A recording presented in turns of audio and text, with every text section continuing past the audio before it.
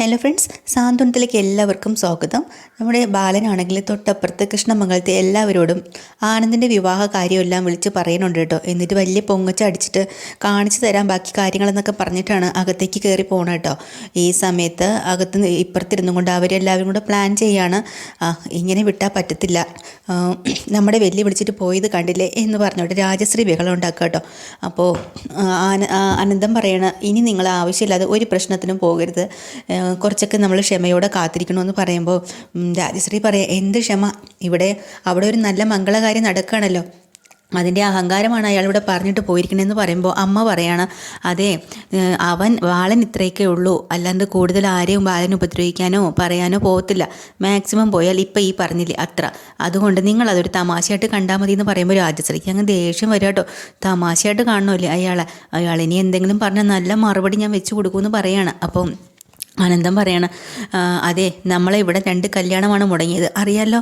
അതോ അലോകിൻ്റെയും മിത്രയുടെയും, അതോ എന്തുമാത്രം സങ്കടത്തിലാക്കിയെന്ന് അറിയാമോ നമുക്ക്. ഇന്നും ആ സങ്കടം മാറിയിട്ടില്ല. അതുപോലെ അതും ഇപ്പോൾ ഒരു കല്യാണ വീടാണ്. അവർക്ക് എന്തെങ്കിലും സംഭവിച്ചാൽ അതിൻ്റെ വിഷമം അവർക്ക് താങ്ങാനാവില്ല, അത് നമ്മൾ മനസ്സിലാക്കിക്കോണമെന്ന് പറയുമ്പോൾ രാജശ്രീ പറയുന്നുണ്ട്, അങ്ങനെ താങ്ങാനാവാൻ വേണ്ടിയിട്ട് അവർ കാരണമല്ലേ നമുക്കിതൊക്കെ സംഭവിച്ചത്, എന്നിട്ട് അവർ നല്ല രീതിയിൽ നിൽക്കുകയും ചെയ്യുന്നു അല്ലേ എന്നും പറഞ്ഞുകൊണ്ട് അലോക് അങ്ങോട്ട് പറയാൻ തുടങ്ങുകയാണ് വല്യച്ഛൻ്റെ അടുത്തേക്ക്. അപ്പോൾ പെട്ടെന്ന് രാജശ്രീ തടയാട്ടോ. കാരണം അലോകും രാജശ്രീയായിട്ട് പുതിയൊരു പ്ലാൻ കല്യാണം മുടക്കാനായിട്ട് നടത്തിക്കുകയാണല്ലോ. അപ്പോൾ ഇത് ആരോടും പറയേണ്ടെന്നാണ് പറയുന്നത്. അപ്പോൾ അതുപോലെ ആരും ഇനി എടുത്തു ചാടി ഒരു കാര്യത്തിലും പോകരുത്, ഞാൻ പറയാതെ എന്ന് പറയാട്ടോ. അപ്പോൾ അച്യുതൻ പറയുന്നുണ്ട്, ഏട്ടൻ പറയണ പോലെ ഞാൻ കേട്ടോളാം, പക്ഷേ എല്ലാ കാര്യത്തിനും ഏട്ടൻ ഞങ്ങളെ കൂടെ നിന്നോളണമെന്നും കൂടെ പറയാട്ടോ. അപ്പോൾ ഒന്നും എന്ത് ചെയ്യാൻ പറ്റും. അപ്പോൾ അയാൾ പറഞ്ഞിട്ടുണ്ട്, എൻ്റെ മോള് ചെയ്തത് തെറ്റ് തന്നെയാണ്, പക്ഷേ എത്രയൊക്കെ തെറ്റായി ചെയ്താലും എൻ്റെ മോളല്ലേ അവൾ നല്ല രീതിയിൽ ജീവിക്കണമെന്ന് എനിക്കും ആഗ്രഹം കാണില്ലേ, അത്രയേ ഉള്ളൂ, അല്ലാതെ ചെയ്ത തെറ്റ് മറക്കാനൊന്നും എനിക്കാവില്ല, അതുകൊണ്ടാണ് ഞാൻ അവളെ മാറ്റി നിർത്തിയിരിക്കണത് എന്നൊക്കെ ഇങ്ങനെ പറയാട്ടോ. അപ്പോൾ രാത്രിയായിട്ടും നമ്മുടെ ആനന്ദ് ഉറങ്ങാതെ കാത്തിരിക്കുകയാണ്. കാരണം ആര്യം വന്നില്ല, ക്ഷണക്കത്ത് കാണിക്കണം. അപ്പം നമ്മുടെ ധർമ്മൻ വന്ന് ചോദിക്കുന്നുണ്ട്, എന്താടാ നിലാവത്ത് അഴിച്ചുവിട്ട കോഴിയെപ്പോലെ നീ നടക്കുന്നേ? അല്ല, എനിക്ക് ആര്യനെ വന്നിട്ടേ ഞാൻ ഉറങ്ങുള്ളൂ, എന്നെ ക്ഷണക്കത്ത് കാണേണ്ടത് അവനെ മാത്രമേ ഇനിയുള്ളൂ, ബാക്കി എല്ലാവരും കണ്ടു, അവനെ കാണിച്ചിട്ടേ ഞാൻ കിടക്കുള്ളൂ എന്ന് പറയാട്ടോ. അപ്പോഴാണ് ആര്യം വരുന്നത്. അങ്ങനെ ആര്യനെ ഈ ക്ഷണക്കത്ത് കാണിക്കുന്നുണ്ട്. ഭയങ്കര സന്തോഷമുണ്ട്. എല്ലാവരും ക്ഷണക്കത്തിനെ കുറിച്ച് വളരെ മോശം അഭിപ്രായം പറയുമ്പോൾ ആര്യം പറയുന്നുണ്ട്, എൻ്റെ ആനന്ദേട്ടൻ്റെ വിവാഹത്തിൻ്റെ അല്ലേ, നന്നായിട്ടുണ്ട്, നല്ല ക്ഷണക്കത്താണ്, എനിക്ക് നന്നായിട്ട് ഇഷ്ടപ്പെട്ടു എന്ന് പറയുമ്പോൾ ആനന്ദിൻ്റെ മനസ്സും കണ്ണും മുഖവും ഒക്കെ അങ്ങ് നിറഞ്ഞു കേട്ടോ. അനിയനെ ചേർത്ത് പിടിച്ച് കെട്ടിപ്പിടിക്കാൻ ആ സന്തോഷം പങ്കുവയ്ക്കുക കേട്ടോ. അവരങ്ങനെ അകത്ത് കയറി പോവുകയാണ്. അവിടെ ഗോമതിയാണെങ്കിൽ കുറേ സമയമായിട്ട് ആര്യനെ കാത്തിരിക്കുക. അപ്പോൾ മിത്ര വന്ന് മനസ്സിൽ വിചാരിക്കുന്നുണ്ട്, ഇനിയിപ്പോൾ ആര്യൻ ഇത് കണ്ടിട്ട് വന്നാൽ തുടങ്ങും അങ്ങോട്ട് വഴക്ക്, വെറുതെ എന്തിനാ അമ്മയെ കാത്തിരിക്കാൻ സമ്മതിച്ചെന്നും പറഞ്ഞിട്ട്.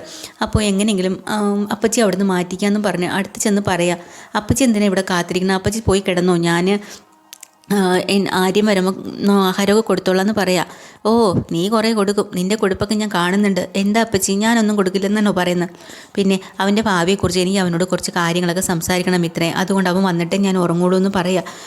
ശരി, എന്നാൽ പിന്നെ ഞാൻ പോയി കിടക്കാമെന്നും പറഞ്ഞു മിത്ര പോവുക. അപ്പോഴാണ് ആര്യം വരുന്നത്. ആര്യം വന്ന് അമ്മ കാത്തിരിക്കണ കാണുമ്പോൾ തന്നെ ദേഷ്യപ്പെടുക കേട്ടോ. അമ്മ എന്തിനാ എന്നെ ഇങ്ങനെ പാതിരാത്രി വരെ കാത്തിരിക്കണേന്ന് ചോദിക്കുകയാണ്.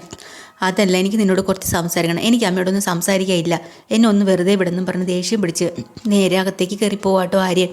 അപ്പോൾ പാവം നമ്മുടെ ഗോമതിക്ക് നല്ല സങ്കടമാവാണ്. ഈ സങ്കടം കാരണം ഉടനെ മിത്ര അങ്ങോട്ട് വന്നിട്ട് പറയണം, ഇപ്പം എങ്ങനെയുണ്ട്, മോനെ ഉപദേശിച്ചോ, മോന് ഭാവി കാര്യങ്ങളൊക്കെ പറഞ്ഞു കൊടുത്തോ എന്ന് ചോദിക്കുകയാണ് കേട്ടോ.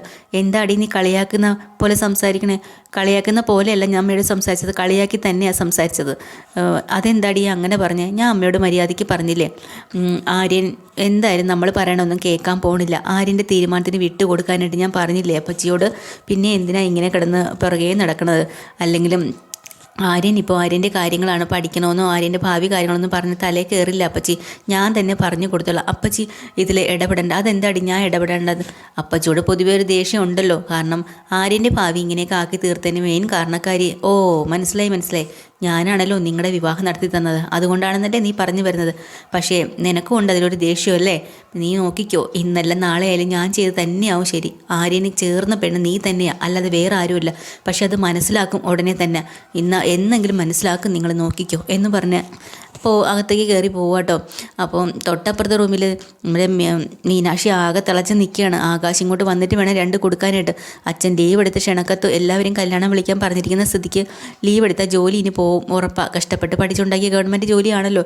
അങ്ങനെ അപ്പോഴാണ് ആകാശ് വരുന്നത്. ആകാശിനോട് ചാടാൻ പോകുന്നതിന് മുമ്പേ ആകാശ് പറയാം, നിൽക്കി നീ സംസാരിക്കാൻ വരട്ടെ, ഞാനൊന്ന് ശ്വാസം വിടട്ടെ, നീയും ഞാൻ പറയും പോലെ ഒന്ന് ശ്വാസം എടുത്ത് വിട്ടേ എന്ന് പറയാം. അങ്ങനെ വല്ല വിധന ആ ദേഷ്യം ഒന്ന് കുറപ്പിച്ചിട്ട് പറയുന്നുണ്ട്, എനിക്കറിയാം നീ എന്താ പറയാൻ വരുന്നതെന്ന്, നീ വിഷമിക്കണ്ട മീനാക്ഷി, ഞാൻ നിൻ്റെ കൂടെ ഉണ്ട്.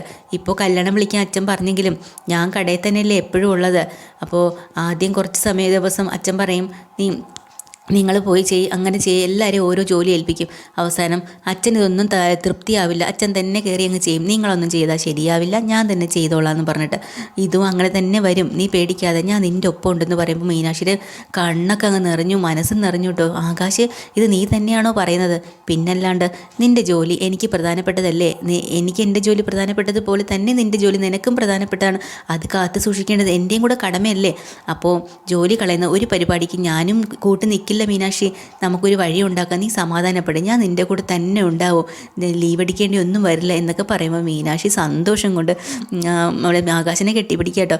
അത് കഴിഞ്ഞ് തൊട്ടപ്പുറത്ത് റൂമിൽ വീണ്ടും നമ്മുടെ ആര്യനെ കാണിക്കുകയാണ്. ആര്യൻ്റെ കാലൊക്കെ മുറിഞ്ഞ് എവിടെയോ പോയി ചാരി മുളം കാലെല്ലാം മുറിച്ച് വെച്ചിട്ടാണ് വന്നിരിക്കുന്നത് കേട്ടോ. ആര്യം കാണാണ്ട് പാൻറ്റ് പൊക്കിയിട്ട് മാറുന്നു, പോക്കറ്റിൽ വാങ്ങിച്ചു വെച്ചിരുന്ന ആ ഒരു ഓയിൻമെൻ്റ് ഒക്കെ എടുത്തിടുകയാണ് കേട്ടോ. വേദന സഹിക്കാൻ വയ്യാണ്ട് ഇത് മിത്ര കണ്ടുകൊണ്ട് അങ്ങോട്ട് വരിക കേട്ടോ. മിത്രയ്ക്കാണെങ്കിൽ സഹിക്കാൻ പറ്റില്ല, ആര്യൻ്റെ കാലിൽ ഇതെന്താ സംഭവിച്ചതെന്ന് ചോദിച്ച് ഓടി വരാട്ടോ. ഇന്നത്തെ എപ്പിസോഡ് തീരുന്നത്.